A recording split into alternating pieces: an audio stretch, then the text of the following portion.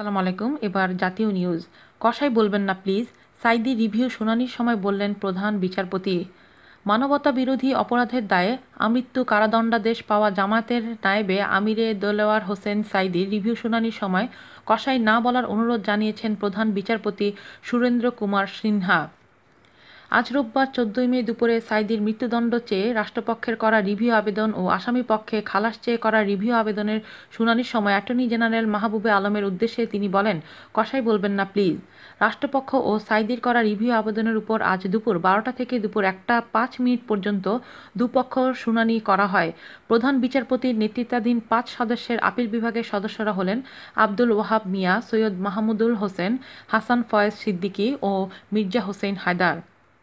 শুনানিতে সাঈদীর পক্ষে আজ শুনানি উপস্থাপন করেন খন্দকার মাহবুব হোসেন। তার সঙ্গে ছিলেন এস.এম. শাহজাহান ও তানভীর আল আমিন। আর রাষ্ট্রপক্ষে ছিলেন অ্যাটর্নি জেনারেল মাহবুবে আলম।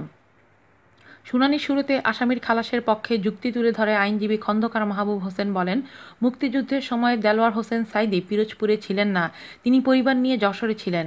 সেখানে মসজিদের পাশে একটি বাসা ভাড়া নিয়ে তিনি সপরিবারে থাকতেন।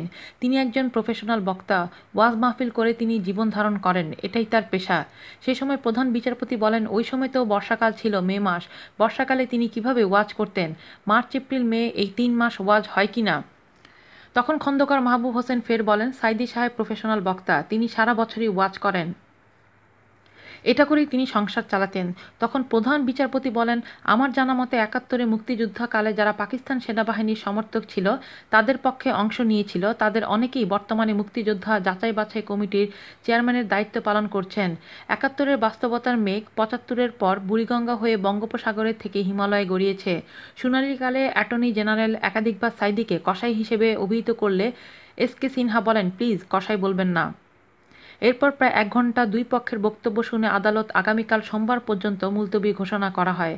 ২০১৬ সালের ১২ই জানুয়ারি সাঈদীর আমৃত্যু কারাদণ্ড থেকে বাড়িয়ে মৃত্যুদণ্ড করার জন্য সুপ্রিম কোর্টের সংশ্লিষ্ট শাখায় রিভিউ আবেদন করে রাষ্ট্রপক্ষ। মোট ৩০ পৃষ্ঠার মূল আবেদনের ৫টি যুক্তি দেখানো হয়। একই বছরের ১৭ই জানুয়ারি আপিলের রায় থেকে খালাস চেয়ে রিভিউ আবেদন দায়ের করেন সাঈদী। মোট ৯০ পৃষ্ঠার রিভিউ আবেদনে আমৃত্যু কারাদণ্ড থেকে খালাস পেতে ১৬টি যুক্তি দেখানো হয়েছে। আজ এই পর্যন্তই। ভালো থাকবেন সবাই। আল্লাহ হাফেজ।